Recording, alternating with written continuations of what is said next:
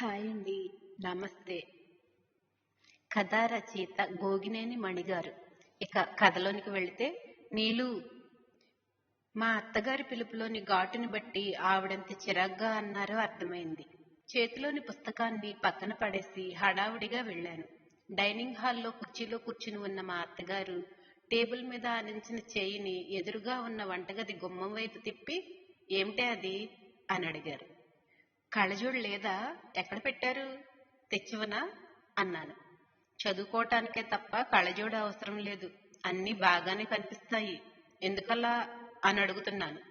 స్వరంలో పదును ఇంకొంచెం పెరిగింది. వంటగదిలో నిలబడి ఉన్న మా వారు పూర్వకాలపు యుద్ధరంగంలో కత్తి డాలు పట్టుకున్న వీర సైనికుడిలా ఒక చేత్తో బాకు, మరో చేతితో సొరకాయ పట్టుకుని చేస్తున్న విచిత్ర విన్యాసాన్ని చూడగానే నాకు నవ్వాగలేదు. వంట నేర్చుకోవాలని నేనే చెప్పాను. ముందుగా ఈవేళ కూరగాయలు తరగడం ప్రాక్టీస్ చేస్తున్నారు సమాధానం చెప్పాను. కూరగాయలు తరగాల్సిన కర్మ వాడికేమిటి? దీర్ఘం తీశారు. కూరగాయలు తరగడం కర్మ కాదు, క్రియ. కర్తవు నువ్వేనని కూడా తెలుసు గాని ఇంట్లో ఇద్దరు ఆడవాళ్ళం ఉన్నాంగా. ఒకరికి ఇద్దరున్నాం కదానే మీ అబ్బాయికి వంట నేర్పించే సాహసానికి పూనుకున్నాను. నా ఒక్కదాని వల్ల కాదు, మీరు ఓ చేయి వేయాల్సిందే. గరిటె పట్టుకోవడం కూడా రాదు, పెన్నులా పట్టుకుంటున్నారు. నిన్న అది నేర్పించాను. మధ్యలో అడ్డం వచ్చి, వాడికి చిన్నప్పటి నుండి చిన్న మెత్తు పని కూడా నేను ఎప్పుడూ చెప్పలేదు తెలుసా అన్నారు కొంచెం గర్వంగా చూస్తూ. తెలుసు, మీరు చేసిన తప్పుకు ఇప్పుడు నాకు కదా ఈ తిప్పలు. తప్పు ఒకరిదైతే శిక్ష మరొకరు అనుభవించటం అంటే ఇదే కాబోలు. చివరి మాటను మనసులోనే గొణుక్కున్నాను. అది సరే గాని ఇంటి పని ఇంత కూడా రాని మావాడు అర్జెంటుగా వంట ఎందుకు నేర్చుకోవాలో చెప్తావా నిలదీస్తున్నట్లుగా అన్నారు. మునుపటి రోజుల్లో ఇంటి పనిలో వేలు పెట్టకపోవటాన్ని మగవాళ్లు గొప్పగా అనుకునేవారేమో గాని ఇప్పుడు మాత్రం తప్పు. అందరికీ అన్ని పనులు తెలుసుండాలి. అది ఇద్దరు ఉద్యోగాలు చేసేవాళ్ల సంగతి. నువ్వు ఇంట్లోనే ఉంటావుగా. ఇప్పుడు నేను ఉద్యోగం చేయాలనుకుంటున్నా. అందుకే ముందుగా మీ అబ్బాయికి ఇంటి పనులు చేయటం నేర్పిస్తున్నా. ఏమిటి, నువ్వు ఉద్యోగం చేస్తావా? బోలెడు ఆశ్చర్యాన్ని గుమ్మరించారు. ఎందుకంత ఆశ్చర్యం? నాకేం చదువు లేదా? ఉద్యోగం రాదా? దర్పంగా అడిగాను. అది కాదే అమ్మలు. మా అత్తగారి కంఠంలోకి అనునయం వచ్చేసింది. నువ్వు ఇద్దరు పిల్లలు పుట్టి వాళ్ళు కొంచెం పెద్దయ్యే వరకు ఉద్యోగం ప్రసక్తి తీసుకురానని మాట ఇచ్చావు, గుర్తులేదు అన్నారు. ఇప్పుడు ఇలా మాట పడాల్సి వస్తుందని తెలియక అప్పుడు అలా అన్నాను. ఇప్పుడు ఎవరేమన్నారు? మా వాడేమైనా అన్నాడా? చెప్పు, గట్టిగా దులిపేస్తాను.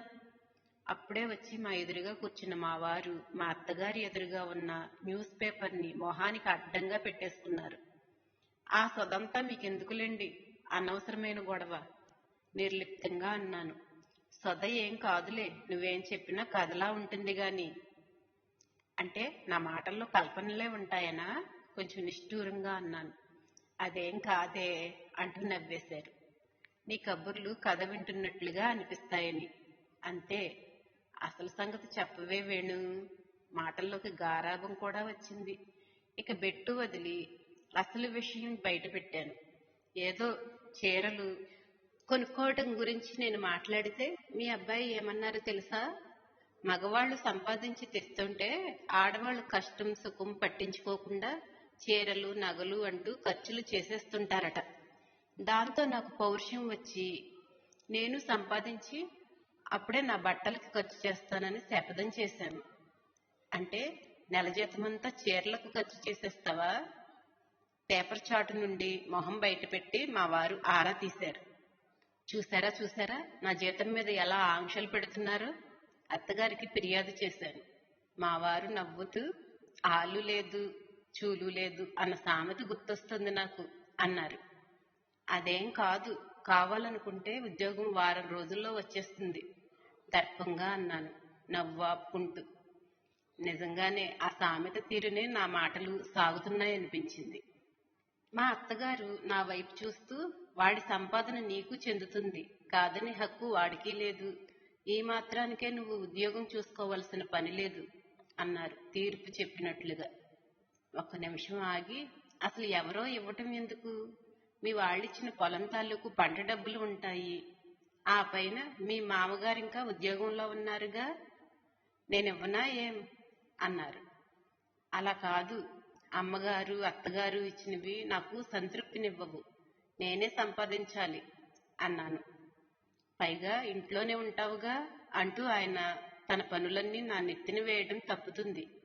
ఇంటి పనులు సగం ఆయన పంచుకోవటము జరుగుతుంది. ఉద్యోగం చేస్తే సంపాదనతో పాటు ఇవి లాభాలు, చేయకపోతే నేను చీరలు కొనుక్కోవటం ఉండదు. నా మాటలకు మా అత్తగారు హతాశురాలైనట్లుగా బేలగా చూశారు.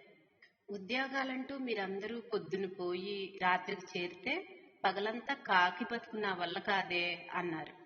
కాకి బతుకేమిటి అర్థం కాక ఆశ్చర్యంగా అడిగాను. అదేనే, ఏకాకిలా ఉండాలిగా. నాకు నవ్వొచ్చింది. అయితే ఒక పని చేయండి, నేను చేరబోయే ఆఫీస్కి వచ్చి మా కోడలికి బాస్గా నేను తప్ప ఇంకెవ్వరూ ఉండకూడదు, తనకి పై ఆఫీసర్ ఉద్యోగం నాకే ఇవ్వాలి అని మీరు గట్టిగా అడగండి. అప్పటికి అందరం బయటే ఉంటాం, ఇంట్లో ఏ కాకులు ఉండాల్సిన పని లేదు. వేళాకోళం చాలు గాని డిగ్రీలతో కాకుండా శక్తి సామర్థ్యాలు చూసి ఉద్యోగాలు ఇచ్చే ఏర్పాటు గాని ఉంటే నీ పై ఆఫీసర్గా ఉద్యోగం తప్పకుండా నాకే వచ్చేది అంటూ సరదాగా నవ్వేశారు. అది సరేగాని ఇంట్లో ఉండే సంపాదించే మార్గం చెప్పనా అడిగారు. మిషన్ కుట్టాలా? అమ్మో, నా వల్ల కాదు అన్నాను. దర్జీ పని కాదు, దర్జాగా ఉండేదే, కథలు రాయి. నేను కథలు రాయాలా? విస్తుపోయా. అదేమిటి అంత ఆశ్చర్యపోతున్నావు? నవ్వుతూ అన్నారు. విచిత్రం కాకపోతే నేను కథలు ఎలా రాయగలను? ఏం, ఎందుకు రాయలేవు? నేర్చుకుంటే అన్నీ వస్తాయి. ఇక్కడికి వచ్చిన కొత్తలో నీకు ఏ కూరైనా చేయటం వచ్చా? రాదు. నేను నేర్పించాక ఇప్పుడు అన్నీ బాగా చేస్తున్నావుగా. కథ రాయడం చాలా చిన్న విషయం అన్నట్లుగా తేలిగ్గా చెప్పేశారు. మా అత్తగారిది విజ్ఞానమో అజ్ఞానమో అర్థం కాక భగవంతుడా అనుకున్నాను. కథ రాయాలంటే ఏదో ఒక విషయం ఉండాలిగా. అయోమయంగా చూస్తూ అడిగాను. కథలంటే మనం చెప్పుకునే కబుర్లే, ఇంకేం బ్రహ్మ విద్య కాదు. నువ్వు సరదాగా ఎలా కబుర్లు చెబుతావో అలాగే రాసేయి. కావాలంటే ఎప్పటెప్పటివో ఎవరెవరివో సంగతులు బండెడు నీ ముందు రాసిలా పోసేస్తాను. దానిలో నుండి నీకు అవసరమైన విషయాలన్నీ ఏరి తీసుకుని పూలమాల కట్టినట్లుగా సుతారంగా కథలల్లుకుపో. రాయగా రాయగా రచనల్లోనూ, చేయగా చేయగా వంటల్లోనూ ప్రావీణ్యం అదే వస్తుంది. గీతా బోధలా ఎంత బాగా చెప్పారు. మా అత్తగారిది అమాయకత్వం కాదని, అసలు శిస్తులు విజ్ఞానమేనని నాకు భ్రమ కలిగింది కూడాను. మా మాటలకి పేపర్ చాటు నుండే నవ్వుకుంటున్న మా వారు పేపర్ను టేబుల్ మీద పడేసి, నిలవేణి, ఇప్పుడు నేనేం చెయ్యాలి? నా గదిలోకి వెళ్ళి పుస్తకం చదువుకోవచ్చా, లేక వంటగదిలోకి వెళ్ళాలా అని అడిగారు. మొహం అమాయకంగా పెట్టినా గాని కళ్లల్లో మాత్రం అల్లరి నవ్వు చిందులేస్తుంది. నేను ఉద్యోగంలో చేరటానికే నిశ్చయించుకున్నా. నెల తిరిగేసరికి టంచనుగా జీతం వస్తుంది. మీరు వంటగదిలోకి వెళ్ళి మీరు తరిగిన సొరకాయ కండాలని పులుసు చేయండి తేల్చి చెప్పేశాను. వంట గురించి ఏం తెలియనివాడు ఒక్కసారైనా మనం చేసి చూపించకుండా ఎలా చేయగలుగుతాడనుకుంటున్నావు? అత్తగారు నన్ను నిలదీశారు.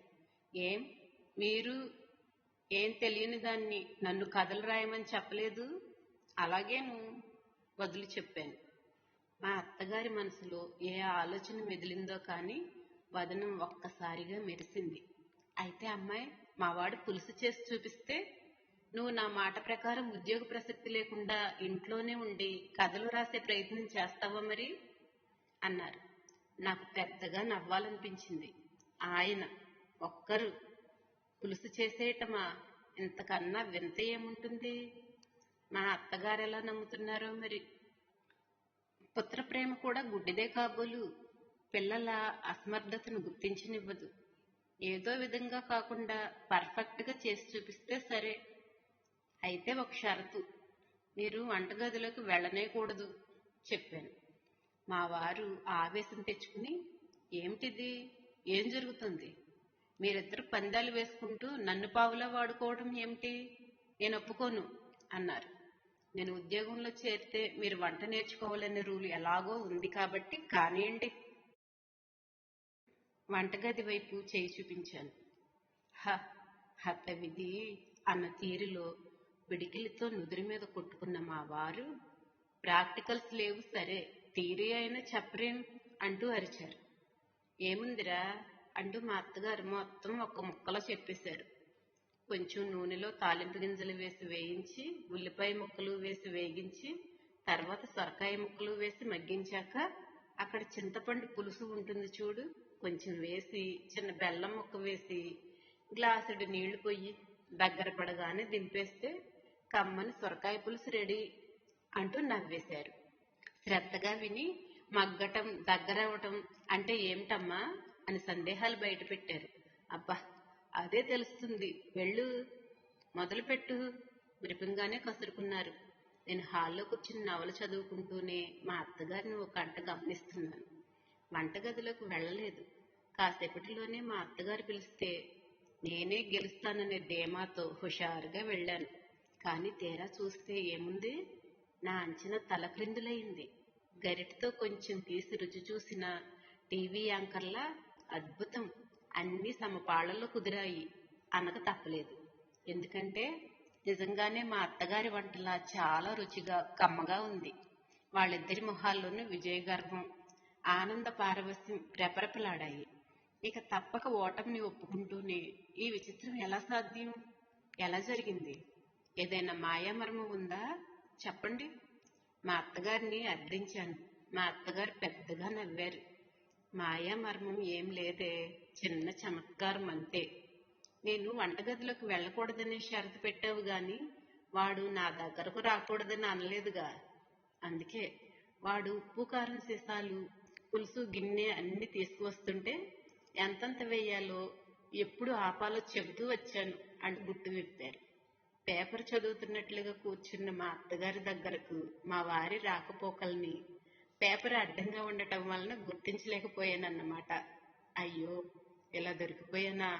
మా వారిని ఇంటి పనిలో ఇరికిద్దామని నేననుకుంటే ఇలా మా అత్తగారికి నేను చిక్కాను. ఇక చేసేదేముంది. అమ్మాయి వేణు, ఈ మధ్య జయమ్మ వాళ్ళ కోడలు రాసిన కథ పడిన పత్రిక తీసుకొచ్చి గొప్పగా చూపించినప్పటి నుండి నీ చేత రాయించాలనే కోరిక కలిగింది. నువ్వు ఒప్పుకోవని ఎన్నాళ్ళు చెప్పలేదు గాని ఇప్పుడు ఇలా అనుకోకుండా కలిసి వచ్చింది. నువ్వు రాస్తుండు, పత్రికల వాళ్ళు ఇచ్చేది కాదు, నువ్వు కోరినంత పారితోషికం ఇచ్చే పూచి నాది అన్నారు. ఆ మాటలకు కరిగిపోయాను. నేను సరదాగా నవ్వాను. నేను నిజంగా కథలు రాయగలనా, మా అత్తగారి కోరిక తీర్చగలనా ఏమో, భవిష్యత్తే తేల్చాలి. అయిపోయిందండి. Like and subscribe my channel. Thank you.